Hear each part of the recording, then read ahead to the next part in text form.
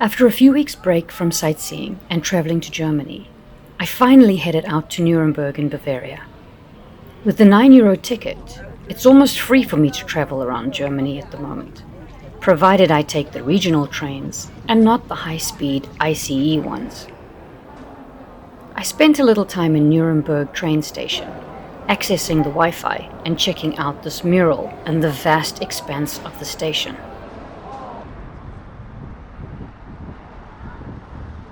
I left the beautiful building and wandered through this little medieval shopping area containing stores selling traditional crafts and rustic restaurants.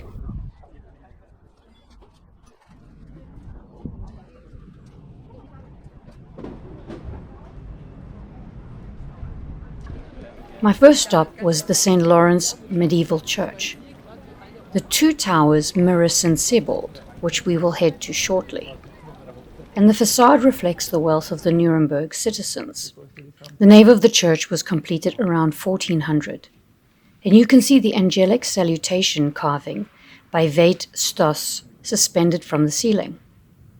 I love Gothic-style architecture and decorations, and this church didn't disappoint, with statues and decorative touches everywhere, not to mention the beautiful stained glass windows.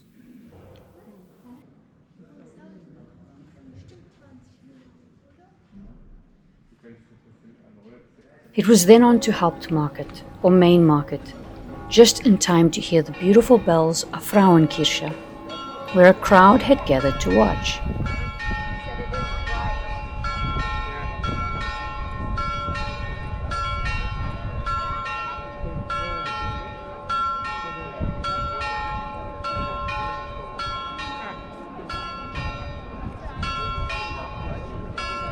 And this is what they were watching, which ends in a statue of the Holy Roman Emperor being shown.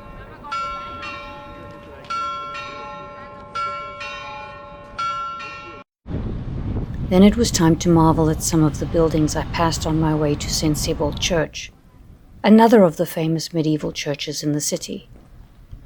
The construction of the building began in 1225, but many changes were made to the construction over the next few centuries.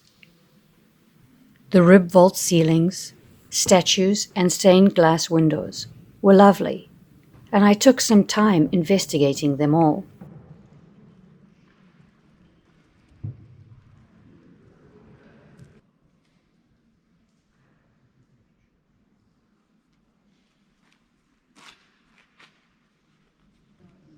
The tomb of Saint Sebaldus was made by Peter Fischer with the help of his 5 sons, and the bronze and silver shrine contains the remains of the reclusive patron saint of Nuremberg.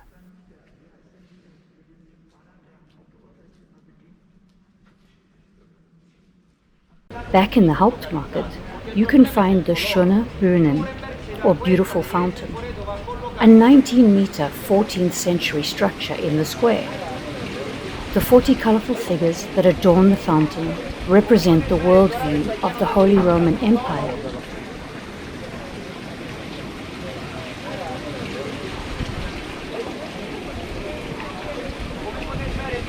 I decided to splash a little of the water on me before heading to browse in one of the numerous souvenir shops. Then it was off to the Albrecht Dürer quarter of the city, dedicated to the German painter, printmaker, and theorist of the German Renaissance. He lived in this half-timbered house for nearly 20 years, from 1509.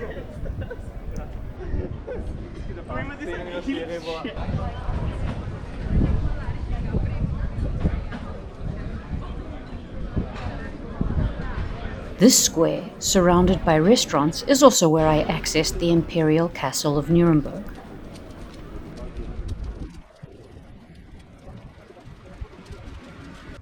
The castle was one of the most important places of the Middle Ages, and hosted gatherings of the court, deliberative bodies, and judicial sessions of all the German emperors and kings of the Holy Roman Empire between 1050 and 1571.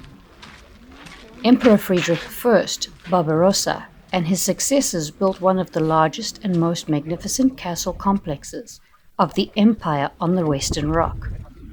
The bastions were built from 1538 to 1545 and provided protection from firearms, quite unique in terms of size and design at the time. It was also treated to a lovely guitar solo concert from a talented young man.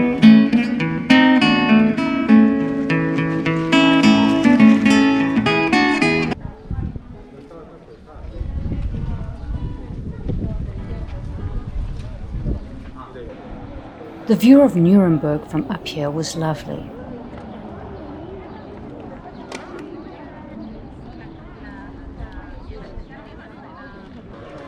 I especially loved this courtyard, and it contained the Heidenturm, Heathen's Tower, Kaiserkapelle, Imperial Chapel, and Tiefe Brunnen, Deep Well.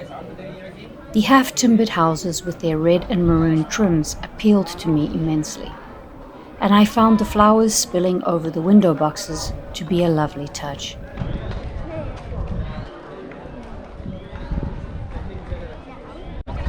Soon it was time to make my way back down through the city to the train station to catch my train back to Regensburg.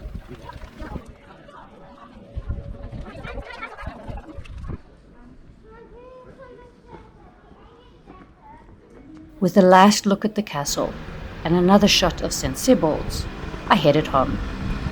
Thank you for watching.